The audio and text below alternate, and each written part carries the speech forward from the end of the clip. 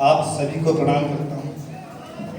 ये सबरस कवि बता रहे हैं, ऐसा कुछ नहीं है, सब अपनी अपनी विधा में परमानेंट कवि हैं, हम संविदा के कवि हैं। जो जो परमानेंट हैं वो पेमेंट ज़्यादा लेते हैं, काम कम करते हैं। हम संविदा में काम ज़्यादा करेंगे, पेमेंट कम। चार कुछ पंक्तियाँ माँ के चरणों में स्वागत है। उसके बाद मजेदार बीच फंसी नाव है मेरी, मैया पकड़ के हाथ बेड़ा पार कर दीजिए। मजेदार बीच फंसी नाव है मेरी, मैया पकड़ के हाथ बेड़ा पार कर दीजिए। शीश को झुकाता हूँ तेरे चरणों में मैया, शीश भरा आशीष भरा हाथ मेरे शीश रख दीजिए। कि टूटे नहीं लय मेरी सुर भी सच तेरे हल्के में मैया थोड़ा दम भर दीजिए। मैं भी कभी बन जाऊं, कविता सुनाने लगूं, शब्दों के गहरा तुझे मजोली। अभी हमारे भाई पढ़ के गए हैं कि वो छोड़कर चली गई, मिसकाल तक नहीं मार रही है। प्रेम में सारे कभी प्रेम में ही जा रहे हैं, लेकिन प्रेमिका मिल ही नहीं रही है। काहे प्रेम में नहीं पड़े हो, कुछ और लिखो। वो पढ़ रहे थे कि हमको प्रेमिका छोड़ के चली गई, फोन नहीं करती, फोन तो दूर, मिसकाल तक नहीं मारती है। हमारे गुरुदेव जी की 4 पंक्तियां वहां पे याद आती हैं, सुनिएगा, ध्यान चाहूंगा कि लाख टुकड़े हुए दिल के, लाख टुकड़े हुए दिल के लेकिन दिल नहीं बदला। लाख टुकड़े हुए दिल के लेकिन दिल नहीं बदला, जवानी से बुढ़ापा आ गया हासिल नहीं बदला। बदलने को ये दुनिया बदली, तुम भी बहुत बदले, काल एक दिन करोगे सोच कर सिम नहीं बदला। क्या प्रेम हैं उस लड़के पक्ष की अब पढ़ता हूँ जो मिसकाल नहीं मारती है। 4 पंक्तियां उसके पक्ष की पढ़ता हूँ। किसी की याद में वो आहें भरती होगी। अच्छा, किसी की याद में वो आहें भरती होगी, उससे मिलने के लिए वो तरसती होगी, और बात करने का उसका मन तो बहुत होता होगा, पर वो नंबर डायल करने से डरती होगी। उसको मजबूरी नहीं पता होगी। ये बहुत धन्यवाद। हम देख रहे हैं कि हम लोगों पर जब मुसीबत आ जाती है तो बहुत जल्दी हम घबराने लगते हैं, लेकिन हमको घबराना नहीं चाहिए, हिम्मत के साथ हमको उस मुसीबत का सामना करना चाहिए। तो मैं 4 पंक्तियां वहां से पढ़ता हूँ कि ठोकर लगती है राह दिखाने के लिए,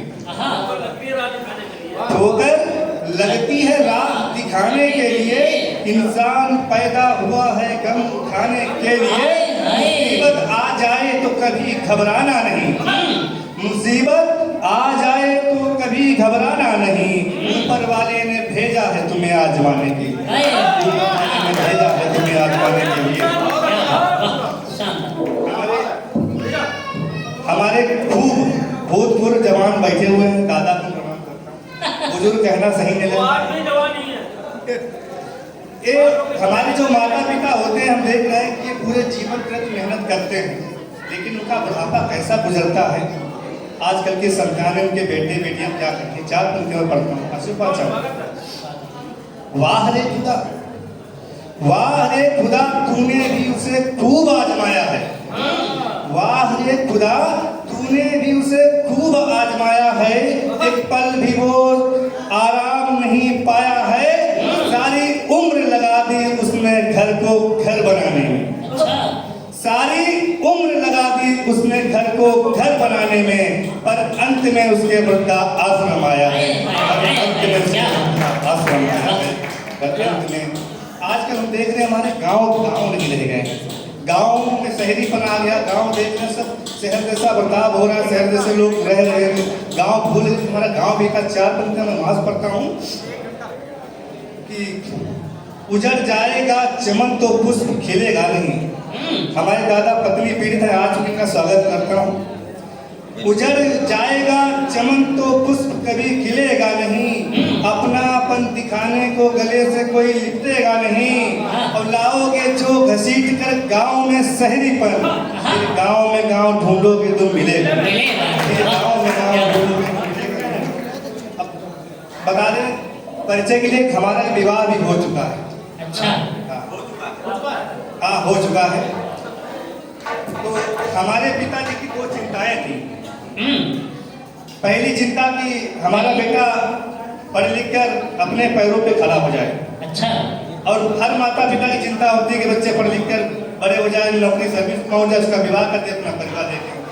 मेरे पिताजी की 2 चिंताएं थी कि बेटा पढ़ लिख कर बड़ा हो जाए और नौकरी मिल जाए, उसके बाद उसका विवाह कर दे, अपना परिवार देखे। लेकिन ऐसा नहीं हुआ। अब इतनी बड़ी बेरोजगारी चल रही है, इस बेरोजगारी में नौकरी मिलना मुश्किल है। तो हमारे पिताजी ने देखा कि बच्चा पढ़ रहा है, लिख रहा है और अच्छी पढ़ाई भी कर रहा है, लेकिन नौकरी नहीं मिल रही है। तो पिताजी ने सोचा ठीक है, हमारी भी उम्र हो रही है, इसका विवाह ही कर देते हैं। तो पिताजी की बहुत बड़ी चिंता थी, उन्होंने अपनी चिंता हटाकर मुझ पे डाल दी, मेरा विवाह कर दिया। आप लोग खामोशी सुन रहे हैं। भैया बाद में पुट्टी पे कर लेना, हम भी यही काम करते हैं, बाद में करवा लेंगे। तो पिताजी ने हमारा विवाह कर दिया। दोनों अपने काम में पारंगत हैं, वो पुट्टी करने में और वो पुट्टी देखने में। आप पढ़िए। और भैया आप लोग ताली बजा दीजिए यार, कभी को ताली चाहिए, आपसे साली नहीं मांग रहा कोई। पिता ने आप ताली बजा दीजिए, उनके समझ में आएगा तो तब तो बजा लेंगे, नहीं समझ आएगा वो तब भी बजा लेंगे। हाँ मस्ताना की तरह। पिताजी ने जब मेरा विवाह कर दिया, उनकी चिंता खत्म हो गई, उनकी चिंता हम पर आ गई। अब बेरोजगारी का सब जमाना चल रहा है, नौकरी वोकरी के मिल नहीं रही थे, पढ़े लिखे तो हम भी हैं। अब पढ़े लिखे हैं तो जिम्मेदारियां जो हम पर आ गई घर की, तो हमको कमाने के लिए परदेश जाना पड़ा। आप लोगों को ध्यान चाहो, आगे वालों को देख भी रहे और सुन भी रहे, पीछे वालों में वो आवाज़ सुन रहे खाली। जब मुझको परदेश जाना पड़ा नौकरी के लिए, तो मेरा एक कंपनी में इंटरव्यू हुआ तो 4-5 प्रश्न हमसे वहाँ पर पूछे गए। 4-5 प्रश्नों का मैंने जवाब सही दे दिया, मेरा सिलेक्शन हो गया। तो एक प्रश्न मुझसे पूछा गया कि आप तनख्वाह सैलरी कितनी लेंगे। अब मैं डरा हुआ था, मैंने कहा कहीं ज़्यादा बता दिए तो हो सकता है मेरा सिलेक्शन ना करे, अगर कम बता दिए तो मुझे घाटा रहेगा। अब मैंने बीच का रास्ता निकाला, 4 पंक्तियाँ, अंतिम पंक्तियाँ, आनंद लीजिए, उसके बाद मुझे विदा कीजिए। उन्होंने पूछा कि आप तनख्वाह कितनी लेंगे, तो मैं 4 पंक्तियों के माध्यम से उनको बताया। सही बता। उम्मीदों का चिराग यूं ही जलता रहे, उम्मीदों का चिराग यूं ही जलता रहे, जिम्मेदारियों का बोझ संभलता रहे।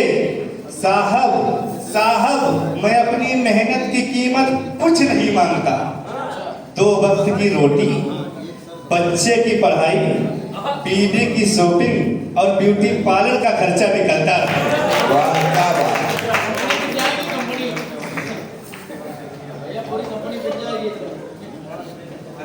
और अब क्रम आता है इस सत्र के अध्यक्ष महोदय का।